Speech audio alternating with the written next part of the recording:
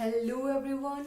So today we will be talking about a very interesting topic of plant physiology, that is transport in plants.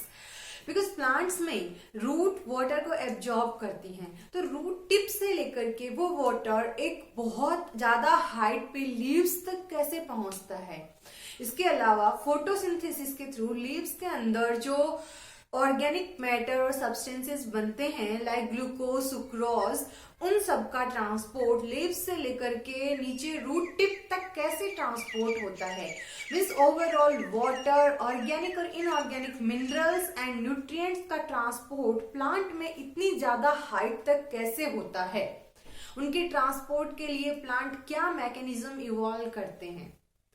Because अगर हम बात करें human and other animals की, तो उनमें molecules के transport के लिए सर्कुलेटरी सिस्टम होता है। हमारे अंदर सर्कुलेटरी सिस्टम इवॉल्व है, हार्ट है जो ब्लड को पंप करता है, ब्लड के through oxygen, CO2, other organic mineral and nutrients और हॉर्मोन्स, विटामिन्स ब्लड के थ्रू ट्रांसपोर्ट होकर के बॉडी के एक पार्ट से दूसरे पार्ट तक, from one cell to another cell transport होता रहता है। बट प्लांट्स कैसे ट्रांसपोर्ट करते हैं, इसको हमें आज यहाँ डिटेल में स्टडी करना है। For the transport of mineral, nutrients, water and other organic and inorganic nutrients, plants evolve some mechanism for transport. Short distance transport like within a cell, from one cell to another cell, और long distance transport, दोनों के लिए अलग अलग mechanism evolve की है plants ने। दोनों को हमें आज यहाँ डिटेल में स्टडी करना है। So for long distance transport, plant evolve a mechanism that is known as vascular system. Vascular system के थ्रू प्लांट्स मॉलिक्यूल्स का ट्रांसपोर्ट करते हैं बहुत लॉन्ग डिस्टेंस पे। Vascular system have two component, one is xylem and another second component of vascular system is phloem. Xylem के through जो transport होता है वो कौन से मॉलिक्यूल का होता है? Xylem transport water, it transport water and some nutrients. So xylem के थ्रू जो ट्रांसपोर्ट होता है that is always unidirectional transport. That is always unidirectional. Directional transport. Unidirectional transport का क्या मतलब हुआ? Unidirectional is always from root to stem, because water and nutrients जो root ने एब्जॉर्ब किए हैं वो हमेशा रूट से स्टार्ट होंगे, स्टेम तक जाएंगे, स्टेम से लीव्स तक जाएंगे। ऑलवेज यूनिडायरेक्शनल ट्रांसपोर्ट होता है। हमेशा रूट से स्टेम, स्टेम से लीव्स, एक डायरेक्शन में ट्रांसपोर्ट होता है। जाइलम के थ्रू जो ट्रांसपोर्ट होता है वो, because xylem water and nutrients को ट्रांसपोर्ट करता है। The second component of vascular system is phloem. Phloem कौन से मॉलिक्यूल को ट्रांसपोर्ट करता है? It transport organic nutrients, organic nutrients and minerals का ट्रांसपोर्ट करता है। फ्लोएम के थ्रू जो ट्रांसपोर्ट होता है that is multi directional transport. Multi directional transport कैसा होता है? बिकॉज फ्लोएम जो है वो मिनरल्स एंड न्यूट्रिएंट्स का ट्रांसपोर्ट करता है, तो लीव्स के अंदर फोटोसिंथेसिस के through organic molecule like glucose and sucrose का सिंथेसिस हुआ है। ग्लूकोज एंड सुक्रोज जो लीव्स में बने हैं वो लीव्स से लेकर के प्लांट के पूरे पार्ट में हर तरफ ट्रांसपोर्ट होके जाता है, तो वो मल्टी डायरेक्शनल ट्रांसपोर्ट हो गया। बिकॉज फ्लोएम के अंदर ऑर्गेनिक मॉलिक्यूल एंड न्यूट्रिएंट्स का ट्रांसपोर्ट हो रहा है, मिनरल्स का ट्रांसपोर्ट हो रहा है फ्रॉम लीव्स टू रूट, और बाकी सारे जो प्लांट पार्ट हैं हर तरफ ट्रांसपोर्ट होता है। तो उस टाइप का ट्रांसपोर्ट फ्लोएम करता है, उसे मल्टी डायरेक्शनल ट्रांसपोर्ट बोलेंगे। Clear? So this is all for long distance transport. अभी लीव्स से रूट तक और रूट से लीव्स तक ट्रांसपोर्ट हो गया, long distance transport vascular system के थ्रू ट्रांसपोर्ट हो रहा है। अभी हर ऑर्गन तक न्यूट्रिएंट्स वाटर पहुंच चुका है, बट अभी सेल टू सेल ट्रांसपोर्ट कैसे होगा और within a cell transport कैसे होगा, मीन शॉर्ट डिस्टेंस ट्रांसपोर्ट के लिए प्लांट कौन सी मैकेनिज्म इवॉल्व करते हैं, वो हमें अभी यहाँ डिटेल में देखना है। For short distance transport plants evolve some different mechanism for the transport of molecule, so they use some means for transport. तो यहाँ हमें उनको डिटेल में स्टडी करना। फर्स्ट मीन जो ट्रांसपोर्ट का है वो है डिफ्यूजन। डिफ्यूजन मॉलिक्यूल्स को ट्रांसपोर्ट करने के लिए। सेकेंड जो मैकेनिज्म है वो है facilitated diffusion, facilitated diffusion. And third जो मैकेनिज्म है वो है active transport, active transport. We have to study one by one in very detail. So first, diffusion. What is diffusion? Diffusion is a type of passive transport. Passive transport means क्या होता है? Transport of molecule that do not require energy expenditure in the form of ATP. Means molecules को transport करने के लिए यहाँ पे ATP की रिक्वायरमेंट नहीं है, ATP is not required here. तो डिफ्यूजन के थ्रू कौन से मॉलिक्यूल का ट्रांसपोर्ट होता है? It depends on the solubility of plasma membrane, because cell to cell transport होना है तो ये सेल की प्लाज्मा मेम्ब्रेन है। सेल की प्लाज्मा मेम्ब्रेन जो है वो किससे बनी है? लिपिड बाइलेयर से बनी है, मीन्स लिपिड की बनी हुई मेम्ब्रेन है। अब इसके थ्रू कौन से मॉलिक्यूल ट्रांसपोर्ट होके आ सकते हैं? वो मॉलिक्यूल जो लिपिड सॉल्यूबल होंगे। तो लिपिड सॉल्यूबल मॉलिक्यूल यहां से ट्रांसपोर्ट होके आ सकते हैं डायरेक्टली। जो लो मॉलिक्यूलर वेट के स्मॉल साइज के लिपिड सॉल्यूबल मॉलिक्यूल हैं वो डिफ्यूजन के थ्रू बिना एटीपी यूज किए पैसिव ट्रांसपोर्ट के थ्रू ट्रांसपोर्ट होके आ सकते हैं। सो ये हो गया डिफ्यूजन, मीन्स वो मॉलिक्यूल जो small size low molecular weight and lipid soluble molecule they can transport through the plasma membrane directly from their high concentration to their low concentration. इसका ट्रांसपोर्ट की एक सबसे इंपॉर्टेंट पॉइंट है high concentration to low concentration. High concentration से low concentration means क्या हुआ? High concentration like ये plasma membrane है, इसके इस तरफ मॉलिक्यूल की कंसंट्रेशन बहुत ज्यादा है, मीन्स मॉलिक्यूल बहुत ज्यादा नंबर में है। लाइक ग्लूकोज का ट्रांसपोर्ट होना है तो इधर बहुत ज्यादा ग्लूकोज है, इधर ग्लूकोज की कंसंट्रेशन कम है, कम मॉलिक्यूल है। तब मॉलिक्यूल कहां से कहां ट्रांसपोर्ट होंगे? From their high concentration to their low concentration. इधर से इधर मॉलिक्यूल का ट्रांसपोर्ट होगा डिफ्यूजन के थ्रू। डिफ्यूजन हमेशा high concentration to low concentration होता है। इसके लिए एटीपी की रिक्वायरमेंट नहीं है, एक पैसिव टाइप का ट्रांसपोर्ट है। क्लियर? सो ये हो गया डिफ्यूजन। सेकेंड पॉइंट है जो मॉलिक्यूल लिपिड सॉल्यूबल नहीं है उन मॉलिक्यूल्स को भी तो प्लाज्मा मेम्ब्रेन के थ्रू ट्रांसपोर्ट करना होगा। सो इसके लिए प्लांट्स ने एक मैकेनिज्म इवॉल्व की जो कि है फैसिलिटेटेड डिफ्यूजन।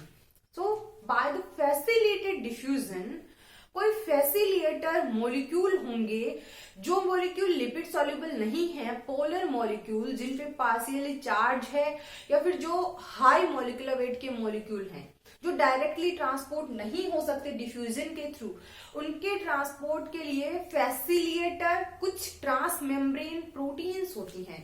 प्लाज्मा मेम्ब्रेन की स्ट्रक्चर के अंदर ये तो लिपिड बाइलेयर है, इसके साथ कुछ ट्रांस मेम्ब्रेन प्रोटीन्स होती हैं जो मॉलिक्यूल्स के ट्रांसपोर्ट को फैसिलिटेट करती हैं। इसलिए इस टाइप के डिफ्यूजन को बोला है फैसिलिटेटेड डिफ्यूजन। फैसिलिटेटेड डिफ्यूजन के अकॉर्डिंग मॉलिक्यूल ट्रांसपोर्ट हो सकते हैं, बट फैसिलिटेटेड डिफ्यूजन जो है वो दूसरे टाइप का ट्रांसपोर्ट है, वो भी पैसिव ट्रांसपोर्ट का ही टाइप है। इसके लिए भी एटीपी रिक्वायरमेंट नहीं है। इसका मतलब ये मॉलिक्यूल को ट्रांसपोर्ट करता है हमेशा सेम वही high concentration to low concentration difference क्या है, यहाँ पे ट्रांसमेम्ब्रेन प्रोटीन्स हैं जो फैसिलिटेट करती हैं मॉलिक्यूल्स के ट्रांसपोर्ट को।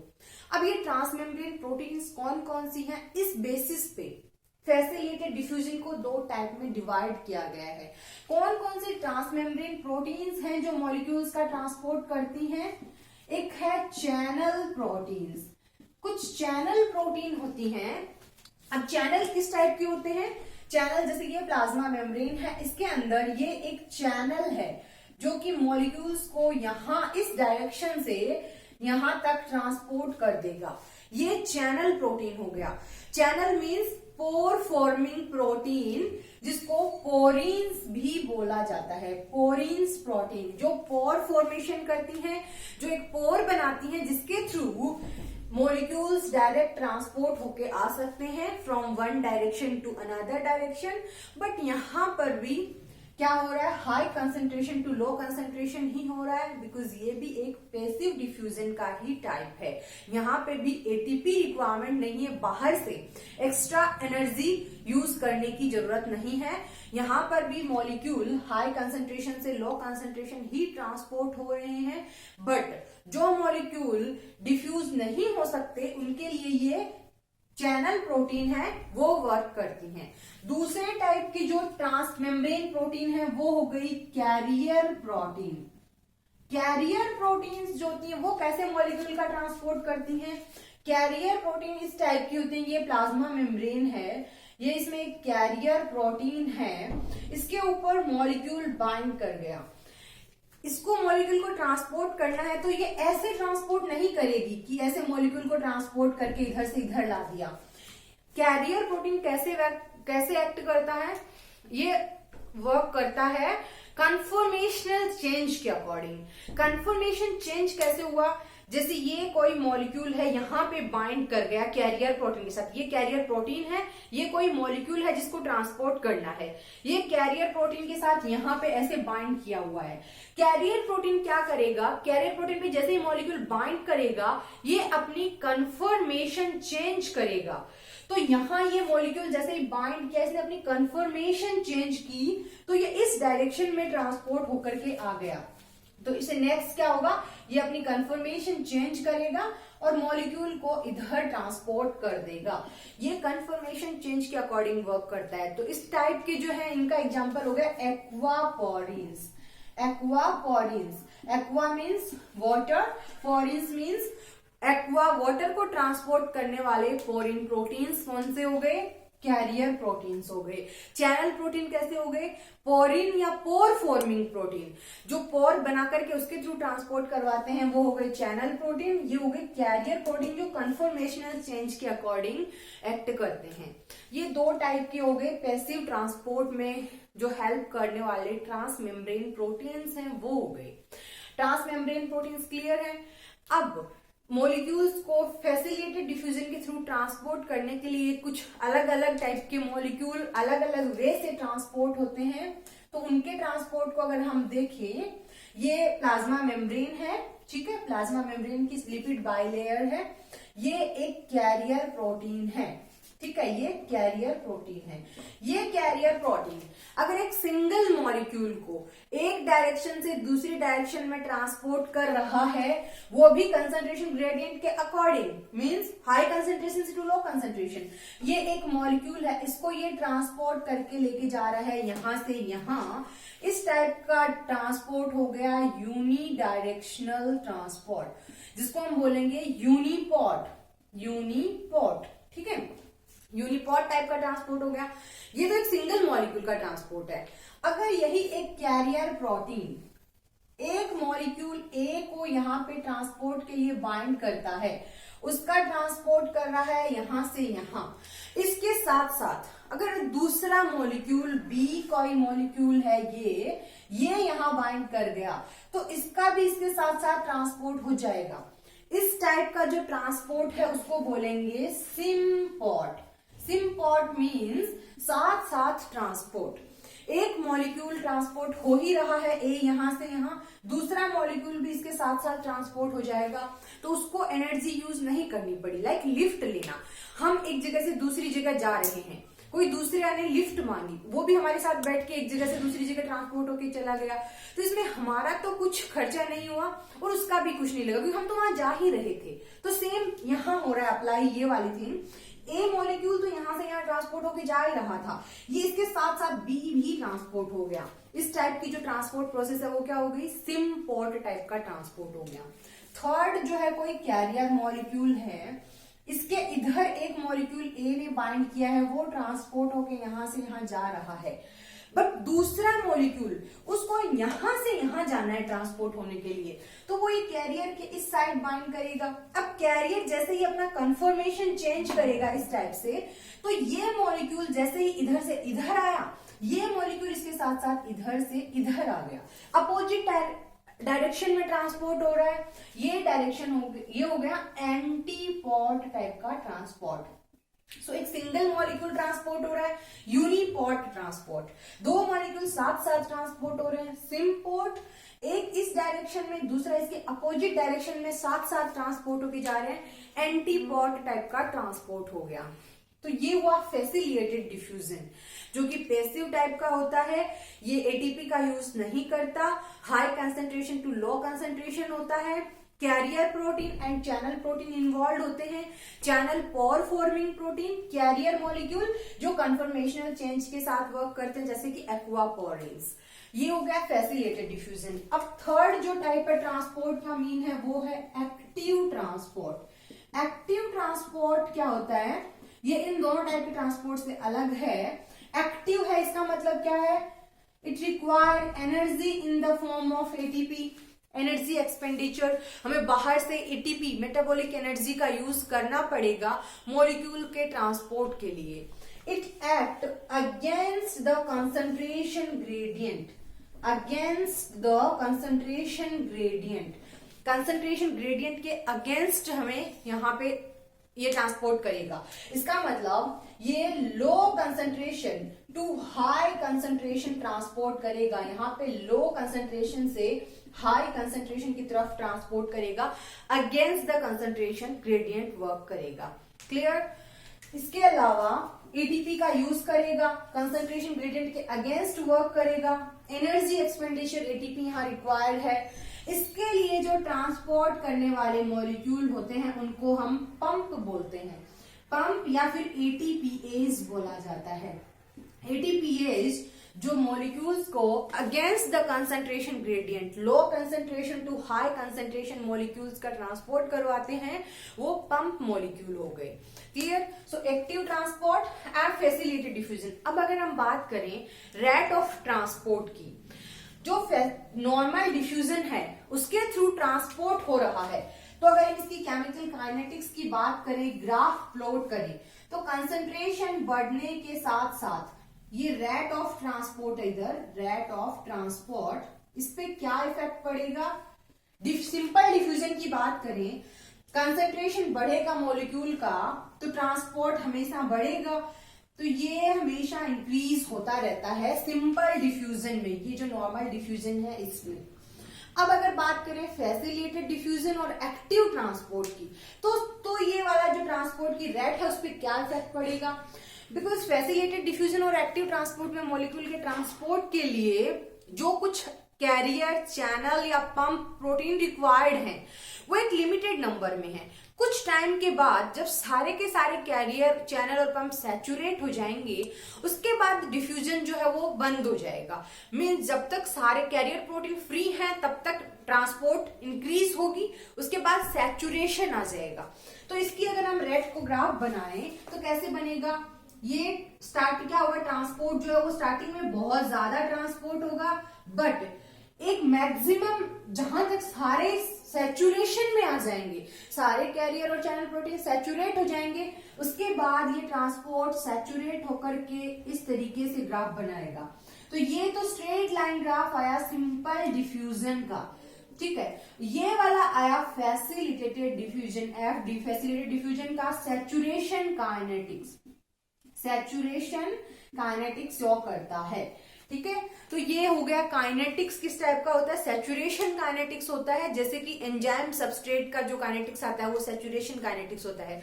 उसी तरीके से ये जो facilitated diffusion and active transport है, उसका काइनेटिक्स कैसा होता है, सैचुरेशन काइनेटिक्स, बिकॉज एक लिमिटेड टाइम के बाद सारे सैचुरेट हो जाएंगे, तो ये सैचुरेशन काइनेटिक्स शो करता है। इसके बाद बात करें किस किस पे डिपेंड करते हैं, तो सिंपल डिफ्यूजन जो है वो डिपेंड करेगा मेम्ब्रेन की परमिएबिलिटी पे, क्योंकि जो लिपिड सॉल्युबल मॉलिक्यूल होंगे, लो मॉलिक्यूलर वेट के मॉलिक्यूल होंगे, वो डायरेक्ट ट्रांसपोर्ट होके जा सकते हैं। फैसिलिटेड डिफ्यूजन जो है वो डिपेंड करेगा कितना बड़ा मॉलिक्यूल है, बिकॉज जो स्मॉल मॉलिक्यूल होंगे वो कैरियर और चैनल के थ्रू ट्रांसपोर्ट होके आ जाएंगे, बड़े मॉलिक्यूल का स्लो रेट से ट्रांसपोर्ट होगा। और एक्टिव ट्रांसपोर्ट है वो एटीपी पे डिपेंड करेगा, एटीपी का ट्रांसपोर्ट करेगा। क्लियर?